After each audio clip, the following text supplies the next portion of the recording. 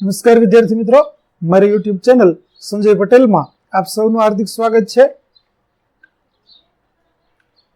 મિત્રો, આજના વિડીયોની અંદર આપણે ધોરણ 10 વિષય છે હિન્દી, જેનો પાઠ 6 જેનું નામ છે કાલિદાસ કા પ્રાણી પ્રેમ। આ પાઠના સ્વાધ્યાયના પ્રશ્નોના જવાબો વિશે શીખવાના છીએ। વિદ્યાર્થી મિત્રો, જો તમે મારી ચેનલમાં નવા હોય તો મારી ચેનલને જરૂરથી સબસ્ક્રાઇબ કરો। વિડીયો સારો લાગે તો લાઇક કરો, શેર કરો અને બેલ નોટિફિકેશન ઓન કરો, જેથી મારા આગળના નવા વિડીયો પણ આપને મળતા રહે। તેમજ મિત્રો, આ પાઠની પીડીએફ જોવા માટે પ્લે સ્ટોરમાં જઈ અમારી એપ્લિકેશન વિશ્વગુરુ સંજય પટેલ ડાઉનલોડ કરી તમારા મોબાઈલમાં ઇન્સ્ટોલ કરો। જે તમે શરૂ કરશો તો તમને આ પ્રકારે જોવા મળશે, જેમાં ઉપલબ્ધ બધા ધોરણની અંદર ધોરણ બતાવશે, ધોરણ પસંદ કરશો એટલે વિષય બતાવશે, વિષય પસંદ કરશો એટલે પાઠ બતાવશે, જેમાં વિડીયો ઉપર ક્લિક કરતા વિડીયો જોઈ શકશો અને અન્ય સાહિત્ય ઉપર ક્લિક કરતા તમને પીડીએફ જોવા મળશે। તો આશા રાખું છું અમારી એપ્લિકેશન આપને ગમશે, જરૂર ડાઉનલોડ કરજો।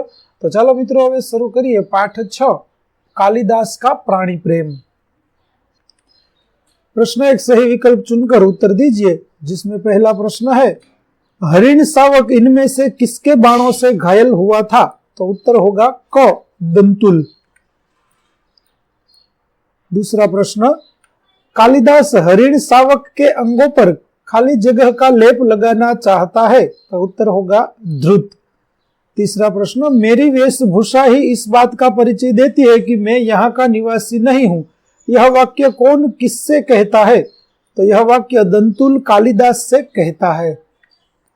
चौथा प्रश्न, उज्जैनी की राज्यसभा का प्रत्येक व्यक्ति कालिदास को किस लिए जानता है? तो उत्तर होगा अ ऋतु संहार के लिए। प्रश्न 2, निम्नलिखित प्रश्नों के एक एक वाक्य में उत्तर लिखिए। पहला प्रश्न, कालिदास कौन थे? तो कालिदास संस्कृत भाषा के महान साहित्यकार थे।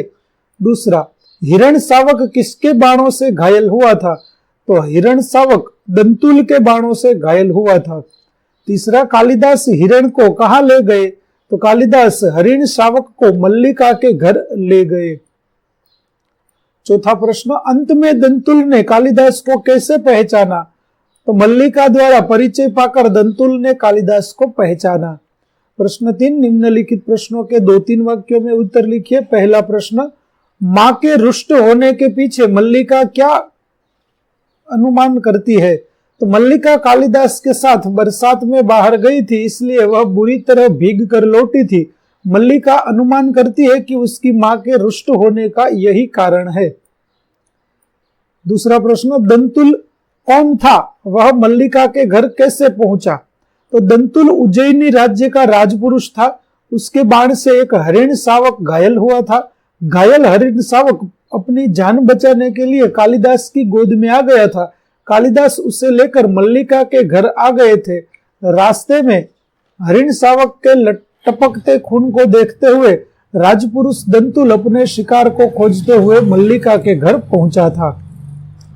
तीसरा प्रश्न, मल्लिका ने दंतुल को हरिण शावक के लिए हठ न करने के लिए क्यों कहा?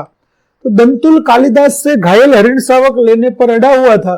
मल्लिका ने दंतुल से कहा कि तुम्हारे लिए घायल हरिण शावक को पाना अधिकार का प्रश्न है, जबकि कालिदास के लिए उसे न देना संवेदना का प्रश्न है। अधिकार के प्रश्न से संवेदना का प्रश्न अधिक महत्वपूर्ण है, इसलिए मल्लिका ने दंतुल को हरिण शावक के लिए हठ न करने के लिए कहा।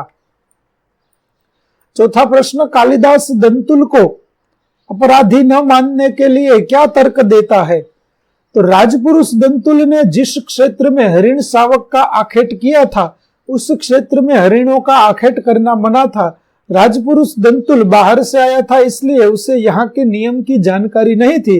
कालिदास दंतुल को हरिण शावक का आखेट करने के लिए अपराधी न मानने के लिए यह तर्क देते हैं।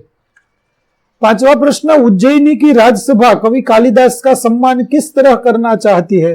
तो उज्जैनी की राजसभा का प्रत्येक व्यक्ति ऋतु संहार के लेखक कवि कालिदास को जानता है।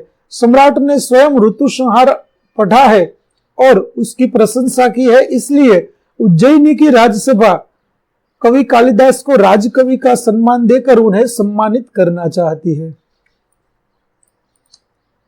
प्रश्न 4, निम्नलिखित प्रश्नों के 4-5 वाक्यों में उत्तर लिखिए। पहला प्रश्न, घायल हरिण शावक को बचाने के लिए कालिदास ने क्या किया? तो उत्तर देखते हैं।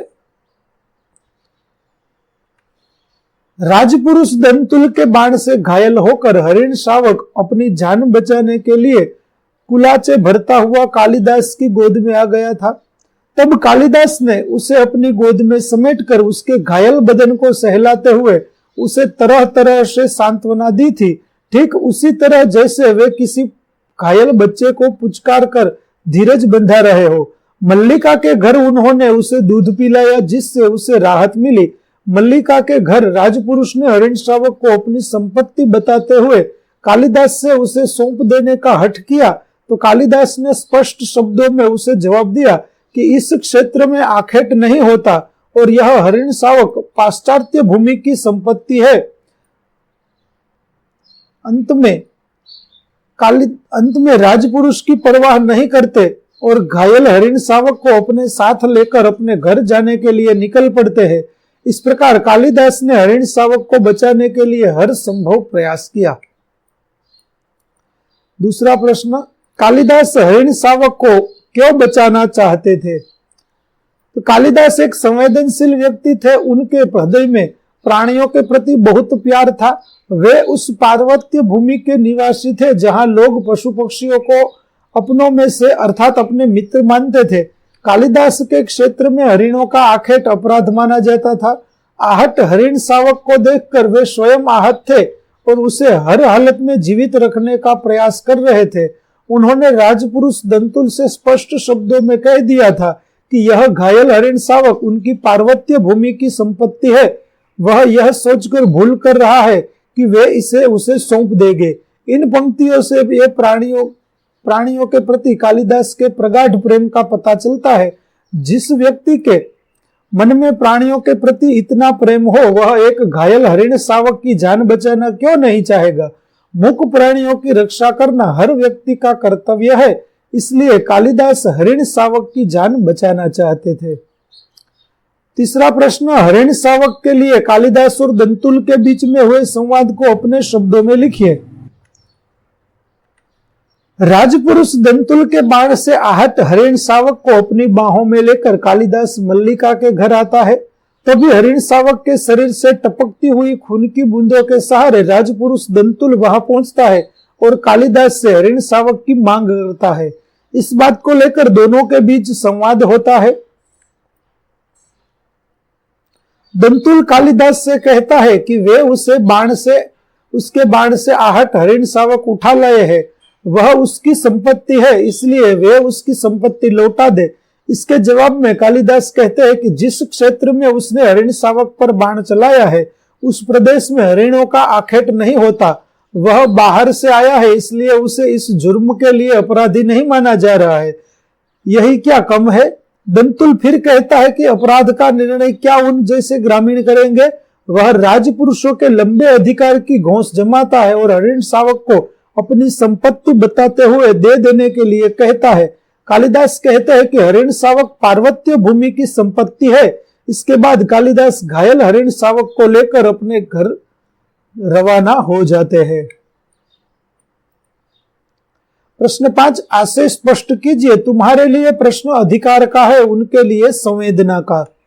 तो शिकारी व्यक्ति और किसी की जान बचाने वाले दोनों में बहुत फर्क होता है। शिकारी को शिकार करके किसी के प्राण लेने में कोई झिझक नहीं होती, बल्कि वह उसे अपनी बहादुरी और मनोरंजन के रूप में देखता है। वह शिकार करना अपना शौक मानता है और शिकार पर अपना अधिकार मानता है। पर संवेदनशील व्यक्ति का हृदय किसी घायल प्राणी को देखकर द्रवित हो उठता है। वह उसका प्राण बचाने के लिए अपनी जान लड़ा देता है। अधिकार जमाने वाला व्यक्ति प्राण लेने पर खुश होता है, जबकि संवेदनशील व्यक्ति किसी की जान बचाकर खुश होता है। यदि कोई किसी को प्राण दे नहीं सकता तो उसे किसी का प्राण लेने का भी अधिकार नहीं है। दूसरा है, यह हरिण शावक पार्वत्य भूमि की संपत्ति है। राजपुरुष और इसी पार्वत्य भूमि के निवासी हम इसके सजातीय है। तो उसका आशय है, पार्वत्य क्षेत्र में मनुष्य और पशु पक्षी में कोई अंतर नहीं है। दोनों प्राणधारी है और घायल होने पर दोनों को ही दर्द होता है। इसलिए पार्वत्य भूमि के मनुष्य और पशु पक्षी की सजातीय रिश्ता है। इस भूमि में जैसे मनुष्य को मारना अपराध है, ठीक उसी तरह पशु पक्षियों को मारना भी अपराध है। इस क्षेत्र में कोई व्यक्ति किसी पशु का शिकार कर उसे अपनी संपत्ति जताना चाहे तो यहाँ के निवासियों को यह कदापि बर्दाश्त नहीं होता। इसीलिए कालिदास राजपुरुष दंतुल से यह वाक्य कहते हैं, पार्वत्य भूमि के पशु पक्षी की जान बचाने के लिए इस क्षेत्र के लोग अपनी जान लड़ा देते हैं, क्योंकि उन्हें अपने से अलग नहीं मानते। प्रश्न 6, शब्द का अर्थ बताकर वाक्य में प्रयोग कीजिए। पहला, अस्तरण यानी कि बिछोना। इस घर के तल्प और अस्तरण हरिण शावकों के लिए नहीं है। दूसरा, दुर्वा यानी कि घास। कल हम ठीक होकर फिर से इस हरिण शावक तो दुर्वा खिलाने ले जाएंगे। तीसरा, रुष्ट यानी गुस्सा। माँ आज बहुत रुष्ट है। आखेट यानी कि शिकार। यहाँ आखेट करना वर्जित है। प्रश्न 7वां, विशेषण बनाइए। शरीर तो शारीरिक, गांव तो गवार, प्रदेश तो प्रादेशिक, दिन तो दैनिक और पीड़ा तो पीड़ित। 8वां, भाववाचक संज्ञा बनाइए। कोमल तो कोमलता, बहुत तो बहुतायत, रुष्ट तो रुष्टि। 9वां प्रश्न है, समानार्थी शब्द लिखिए। लहू तो रक्त और खून, हरिण तो हिरण और सारंग, ऋतु तो मौसम और मास, दूध तो पीयूष और गोरस।